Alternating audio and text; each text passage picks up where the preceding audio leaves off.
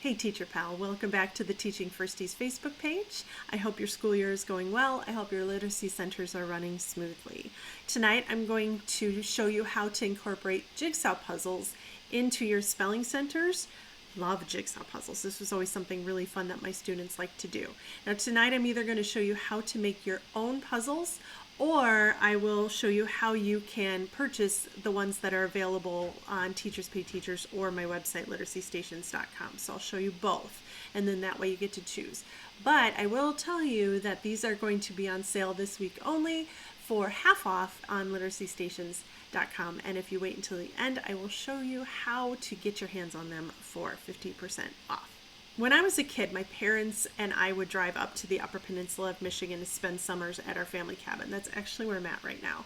And we didn't have a TV up here, probably until I was in high school. So there was no signal here, so it wasn't, and I'm back in the Stone Ages, there wasn't even cable up here. So there was no really real reason to have a TV. And I was always outside running around and swimming and doing all the things. Sorry, there goes my alarm. Doing all the things that I wanted to do outside here anyway. But on rainy days, when we were stuck inside, I would play a lot of cards or puzzles. I did a lot of jigsaw puzzles. So this is probably why I still love to do puzzles, even as an adult. And I think a jigsaw puzzle is really great for students, not only as a matching activity, but kind of a spatial awareness activity. And so that's why I like to add jigsaw puzzles to my spelling centers as much as possible. And you want to make sure that you're not doing just a puzzle with a picture on it. It has to have meaning, and it has to match your activities that you're doing in your classroom. I'm going to show you how to assemble the spelling puzzles that I have available on Literacy Stations and Teachers Pay Teachers. Now, if you have a set of these, the link will be in the description of this video. And then after I show you how to put these pieces together, I'm going to show you how to make some from scratch. So let's start with putting these together. So I laminate everything. So I have these right here where you have the pictures, and then I have the, sorry, I thought it was more organized, and I have the matching pieces. Now I laminate everything because then I can reuse it year after year. But if you start laminating everything like I do, you know that laminating sheets can get pretty pricey. So I like to get the most bang for my buck. Now, the puzzle pieces can all be put on one sheet like this. And so usually I put them in there, and that uses a lot of room for your laminating center. Sorry, your laminating sheet, not center, your laminating sheet. So that's easy. But these puzzle backgrounds, I learned after I already laminated this one, this is all wasted space. These are the instructions. I don't need to laminate them because I'm not going to give these to my students. These are for you, the teacher. So what I'll do instead is I'll show you here. I'll cut apart all the puzzles, and I'll fit them in my puzzle sheet. And that way you'll get the most, you'll use all the space for your one laminating sheet. Now, if you've ever had something slide out of your laminating sheet, you can, you can put yours kind of like this. I put these in here like this, and sometimes they like to slide out, even though these are pretty clingy. So you never know when something's going to slide. So what I did on this one, let me open it.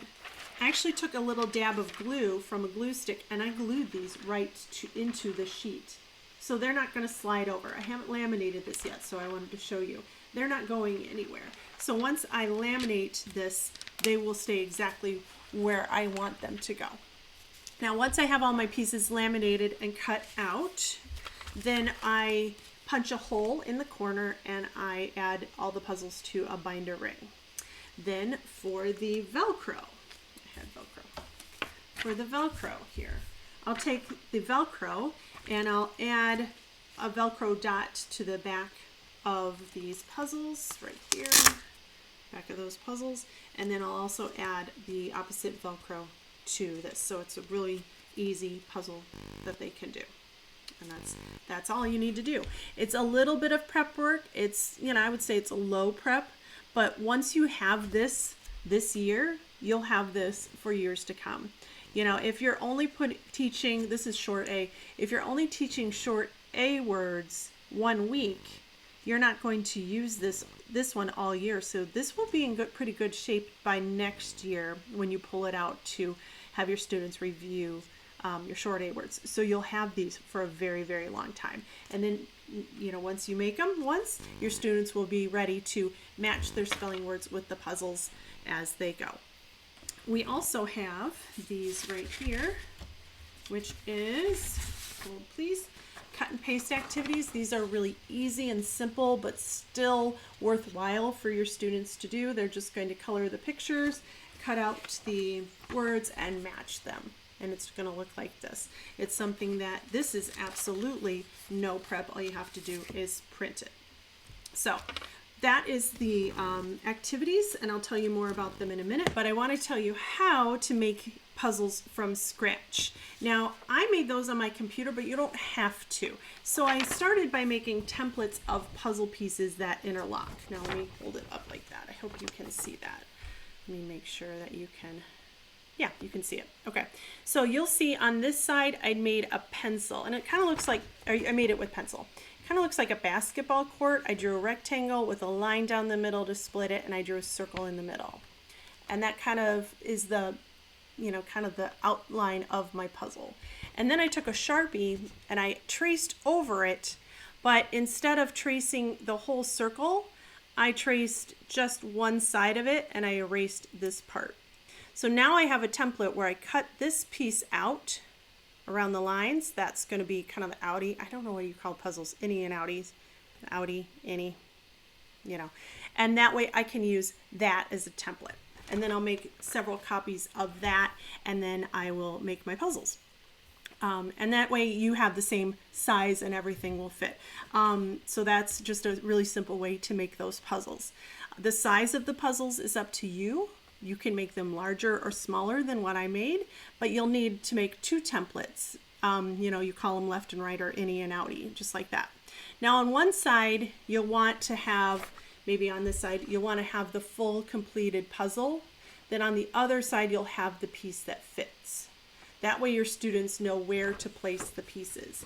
You also might need to make, I might use this as the background and then just make an extra of this. Let me show you how I did it here. Because if you have this piece right here, you're going to have something for that piece to stick to.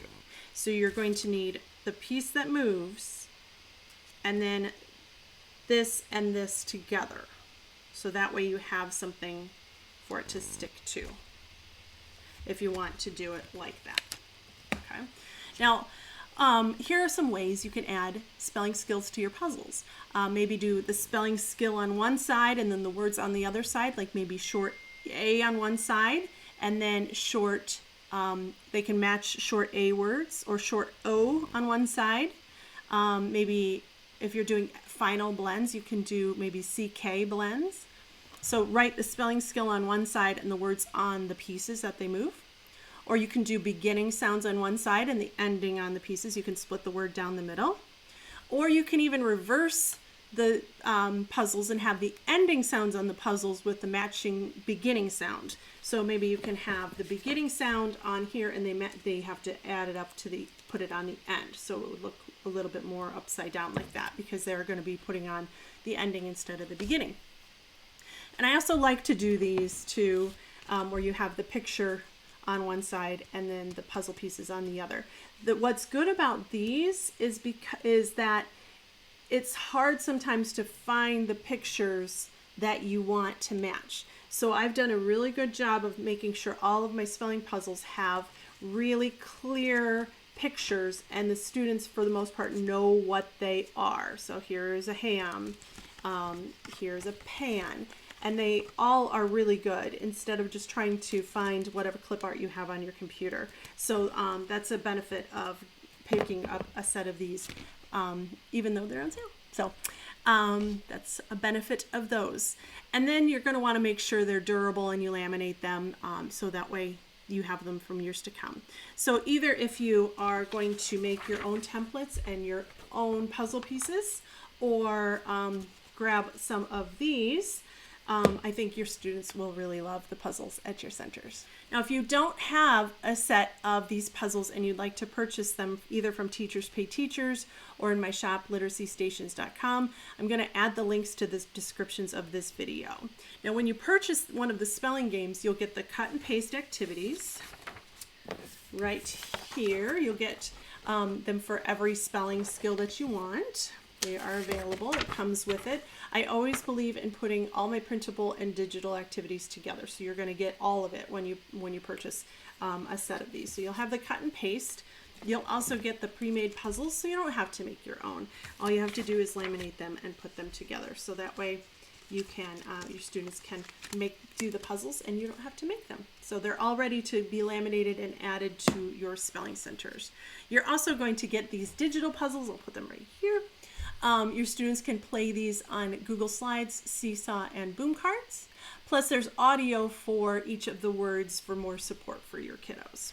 Now you can purchase these individually, so you can purchase, if you need long vowels, you can just get the long vowel set, or you can purchase the whole year of spelling puzzles at one time in a bundle.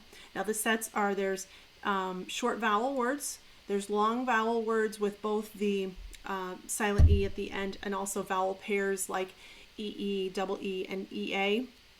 You'll also get consonant blends, consonant digraphs, vowel diphthongs, and R-controlled vowels. So I hope that this is something your students will enjoy. Remember that these are half off this week only, so from now until November 6th, you can get them on sale for 50% off at literacystations.com, and that link is right there in the comments, or sorry, the description of this video, and you will get them half off this week only. So this might be a good time to pick up that bundle of spelling puzzles so you'll have them all year long.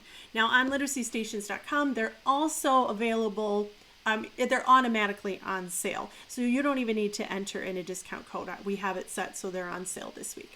Now I'll be back next week where we're going to talk about different ways to differentiate your activities for your spelling centers. So I will see you then. Bye.